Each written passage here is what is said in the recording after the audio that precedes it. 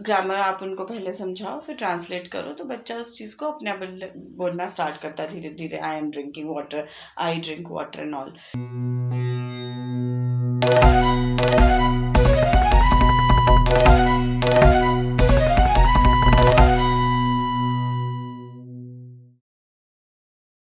No फिकर के कार्यक्रम शिक्षा की बात में आप सभी का स्वागत है।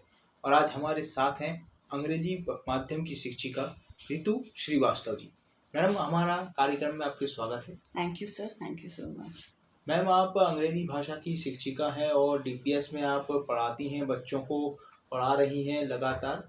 तो एक हिंदी बेल्ट में पढ़ाने में, अंग्रेजी माध्यम को पढ़ाने में कितनी समस्याएं आती हैं आपको, कि जो हिंदी बेल्ट के छात्रों को अंग्रेजी पढ़ाना, कितनी समस्याओं से आपको जूझना पड़ता है उनको पढ़ाने में? Actually, undoubtedly, it's a little bit challenging for us to teach students of Hindi background in an English medium school, and that too particularly a language like English, which is actually every language is a skill, and it has to be gradually developed in a child. It's not a concept that can be learnt in a day or two or in an hour. So we undoubtedly find a lot of challenge a day every day. और ये वाला area जो है particularly वो बहुत ज़्यादा culturally backward था। और लैंग्वेज, यहाँ की जो लोकल लैंग्वेज है लोग वहाँ बोलते हैं। हमारे पास में दिल्ली पब्लिक स्कूल विंध्यनगर में mixed hybrid kind of students हैं। We have some students from corporate sectors, some from NTPC township, some from outside the local people. So एक मिक्स्ड हाइब्रिड सा हमारे पास में लॉट है बच्चों का। एंड लिटिल बिट चैलेंजिंग तो है, जो बाहर से आते हैं जिनका पेरेंट्स का बैकग्राउंड लैंग्वेज इंग्लिश लैंग्वेज को उतनी जल्दी ग्रास्प करने का नहीं है। बट मैंने हमेशा as a teacher of English I would always say कि लैंग्वेज जो है वो कभी भी बैरियर नहीं है लर्निंग के लिए। बट हाँ, of course language English is a lingua franca, and the world, ever since the world has become a global village, we need to interact with people from various countries. तो ये बहुत important है हमारे बच्चों के लिए कि वो लैंग्वेज को जाने। तो बेसिकली हम क्लास 12 तक, जब तक बच्चे हमारे पास हैं, हम उनको इतना बेसिक नॉलेज तो दे ही देते हैं, इतना ग्रूम कर देते हैं लैंग्वेज में, कि बाद में जाकर वो जब भी अपनी बिग एमएनसीज में काम कर रहे हैं या बाहर जा रहे हैं, हमारे बच्चे तो पूरे थ्रू आउट द वर्ल्ड फैले हुए हैं, and they find it very convenient to cope up with any kind of job they are working in. और जो भी कंपनी से काम कर रहे हैं उनके साथ बढ़िया से कोप अप कर सकें। तो थोड़ा चैलेंजिंग है, लेकिन it takes little time, but with lot of patience and some efforts from both the sides, rather from all the three sides, parents, children and the teachers, it is possible. Ma'am, जैसे आपने बताया कि language एक barrier नहीं है, लेकिन आज की डेट में ये भी देखा जाता है कि छोटी छोटी जगहों पर कि जिस छात्र को इंग्लिश नहीं आती है, अंग्रेजी भाषा नहीं आती है, तो उनको कहीं ना कहीं इन्फिनिटी कॉम्प्लेक्स से भी फेस करना पड़ता है। उनके सामने जब अंग्रेजी माध्यम के छात्र आते हैं जिनसे अंग्रेजी बेहतर है, और जिन्हें हिंदी आती है, अंग्रेजी नहीं आती है, या फिर अन्य लैंग्वेजेस आती हैं लेकिन अंग्रेजी नहीं आती है, तो ऐसे बैरियर को कैसे पार करें बच्चे? अनडाउटेडली कुछ मतलब it is basically the society, actually इन्होंने ऐसा बता दिया लोगों को कि अगर आप भाषा अंग्रेज़ी ही जानते हैं तो ही आप बहुत समझदार हैं, होशियार हैं। ऐसा कुछ भी नहीं है मेरे हिसाब से। अगर आप टेक्निकल किसी फील्ड के हैं, आपको अपने काम में पूरा फोकस आना चाहिए। Suppose you know computers but you don't know the language, तो बेसिक चीज़ें जो कंप्यूटर को जानने के लिए वो हैं, उसमें ऑब्वियसली लैंग्वेज की ज़रूरत है। लेकिन अगर आपको कंप्यूटर का प्रॉपर नॉलेज, मेरे नॉलेज में कई सारे ऐसे बच्चे भी हैं, ऐसे बहुत सारे लोग भी हैं जिनको लैंग्वेज बहुत अच्छी नहीं आती, बट अपने काम में वो बहुत ज़्यादा मतलब टैलेंटेड हैं, स्किल्ड हैं। तो वो धीरे धीरे इस चीज़ को कोप अप कर जाते हैं। ये सिर्फ उनके अंदर मन का एक वो है, बैरियर है कि नहीं, मैं भाषा नहीं जानता हूँ, इंग्लिश नहीं जानता हूँ, इसीलिए। अदरवाइज़ मुझे नहीं लगता है कि पर्सनैलिटी आपकी ग्रूम करने के लिए वो सिर्फ इंग्लिश भाषा ही बहुत ज़्यादा ज़रूरी। Though I am a teacher of English, I keep motivating my students to speak, to read and write well in English, but उसमें कभी भी ये नहीं है कि वो ही एक सिर्फ माध्यम है जिससे आप अपना काम में, हाँ, और आजकल इतने सारे वर्चुअल प्लेटफॉर्म्स हैं जिनसे बच्चे सीख सकते हैं।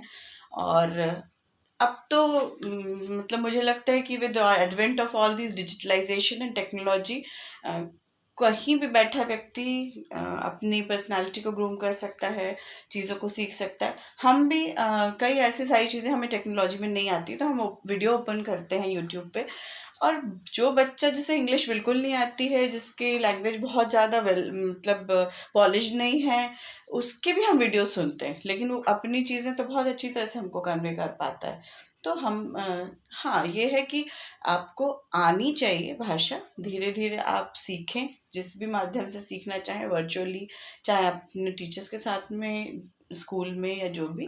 पर हाँ, एक्सपोज़र तो बच्चों को मतलब अनडाउटेडली हमें देना चाहिए, अच्छे एटमॉस्फेयर में उनको लैंग्वेज के रखना चाहिए, कोशिश तो पूरी करनी चाहिए। बाकी बच्चों के लिए ये मेरा मैसेज है कि they shouldn't feel inferior to anybody. This is just a skill which can be definitely learnt with little practice and patience. Ma'am, जो स्टूडेंट्स आज की समय में स्पोकन इंग्लिश सीखना चाहते हैं या अंग्रेजी भाषा बोलना चाहते हैं, फ्लुएंट इंग्लिश बोलना चाहते हैं, तो उनको स्टार्टिंग में क्या करना चाहिए कि वो किस तरीके से इसको स्टार्ट करें कि वो फ्लुएंट इंग्लिश बोल सकें, स्पोकन इंग्लिश को प्रेफर कर सकें और अपनी डेली लाइफ में ला सकें? सबसे पहले तो कोई भी चीज़ को सीखने के लिए अगर आप में जिज्ञासा है, आपके अंदर एक एंग्शियसनेस है उसको चीज़ को सीखने की, तो अनडाउटेडली आप सीख लोगे। They might start with some basic, जो मैं हमेशा से सजेस्ट करती आई हूँ कि अगर आपके पास में पहले हम कॉमिक्स पढ़ा करते थे, छोटी छोटी स्टोरी बुक्स पढ़ा करते थे, सिंपल लैंग्वेज की छोटी छोटी स्टोरी बुक्स भी आप धीरे धीरे धीरे पढ़ना स्टार्ट करते हैं, बेसिक थोड़ा सा नॉलेज आने के बाद में, तो ग्रेजुअली आपकी लैंग्वेज बिल्डअप होने लगती है। आप एटलीस्ट क्या है ना, इट्स अ स्किल ना, जैसे रीडिंग, राइटिंग, स्पीकिंग, है ना। तो जब हम when we are born, so first thing is that we listen, then we start speaking, then we read, and then we write. So the same way this language also can be learned gradually when you listen. तो आप छोटे छोटे audio books आ गए हैं आजकल, आप उनकी stories सुन सकते हो। फिर देन यू कैन मतलब वॉच न्यूज़, थोड़ा बहुत न्यूज़ की थोड़ी सी ज़्यादा डिफ़िकल्ट इंग्लिश होती है, पर आप सिंपल सिंपल चीज़ें, आप इतने सारी चीज़ें आजकल, इतने सारे एडवर्टीजमेंट्स हैं इसमें, उसमें सारा छोटा छोटा चीज़ें सीख सकते हो। फिर आप थोड़ी छोटी स्टोरी बुक्स पढ़ सकते हो। धीरे धीरे मुझे लगता है कि अगर आप कोशिश जेन्युइनली करोगे तो वो आ जाएगा, और बहुत सारे वर्चुअल वीडियोज़ और प्लेटफॉर्म्स हैं, वहाँ से आप जाके भी सीख सकते हो लैंग्वेज को। मैम, जैसे कि स्टूडेंट जो आज की डेट में हैं, तो वो कहीं ना कहीं एक कॉन्फ्लिक्ट हो जाता है कि जो ग्रामर है और जो आपका स्पोकन इंग्लिश है, जिनको ग्रामर के तरीके से वो कहीं ना कहीं गलत हो जाते हैं। तो ग्रामर सीखना स्पोकन इंग्लिश के लिए कितना ज़रूरी है, कि वो ज़रूरी है या नहीं है? It depends actually. Actually, there are two ways of teaching English. One is direct way, and the second one is translation cum grammar method. So, when our parents studied, there used to be a translation cum grammar method. पहले आप हिंदी में बताओ, फिर उसको translate करो, grammar आप उनको पहले समझाओ, फिर ट्रांसलेट करो, तो बच्चा उस चीज़ को अपने आप बोलना स्टार्ट करता है धीरे धीरे। I am drinking water, I drink water and all, right. अब क्या हो गया, डायरेक्ट लैंग्वेज हो गई, डायरेक्ट वे ऑफ टीचिंग हो गया है। मतलब आप उस बच्चे को पुश कर दो उस एनवायरनमेंट में जहाँ इंग्लिश ही बोली जा रही है, तो धीरे धीरे, जैसे हमको किसी ने हिंदी भाषा में नहीं समझाया था ना, उठो बैठो सीखो पढ़ो, ऐसे किसी ने सिखाया नहीं होता, वो तो हम सुन के ही सीख लेते हैं, right. So in the same way when you are into that atmosphere of English language, definitely you will start learning. थोड़ा initially problem होता है, but then at least broken sentences you start speaking. फिर ऐसा माने जाता है, देखिए कि जो हमारे इंग्लिश मीडियम स्कूल्स हैं, हम क्लास 8 तक ही हमारे पास ग्रामर बुक्स हैं, otherwise class 9th onward the enrichment of the language starts. वो फंक्शनल इंग्लिश स्टार्ट हो जाता है, आपको बोलना है, लिखना है एंड ऑल। 8th क्लास तक लेकिन हम उनको ग्रामर में काफ़ी थॉरो कराने की कोशिश करते हैं। तो हाँ, ऑब्वियस है कि जो बच्चे इंग्लिश हिंदी मीडियम्स के हैं उन्हें भी कुछ तो ग्रामर जानने की ज़रूरत है, क्योंकि it's a second language for them और they are not into the atmosphere. तो ये ज़रूर है कि उन्हें ग्रामर तो जाननी ही पड़ेगी, थोड़े थोड़े रूल्स तो जानने ही पड़ेंगे। और फिर अगर उनमें थोड़ी सी जानने की इच्छा है तो वो ज़रूर उसको कहीं ग्रामर से मतलब पहले उसको ग्रामर के स्ट्रक्चर्स को जाने, फिर उसके बाद में उसको थोड़ा प्रैक्टिस करने की कोशिश करें, सुने, फिर बोलने की कोशिश करें, लिखें और रीड करें and then they will start writing. Ma'am जैसे कि आपने इंग्लिश के बारे में बताया कि इंग्लिश लैंग्वेज के बिना भी लोग ग्रो कर सकते हैं, और आज की डेट में जो हमारी गवर्नमेंट है वो कहीं ना कहीं हायर एजुकेशन में इंग्लिश के मेडिकल फील्ड्स को और इंजीनियरिंग फील्ड्स में कहीं ना कहीं हिंदी में ला रहे हैं। तो आपके हिसाब से कितना सही है इसको कि हायर एजुकेशन में सब्जेक्ट्स को हिंदी से इंग्लिश को हिंदी में लाना कैसा, कहाँ तक सही है आपके हिसाब से?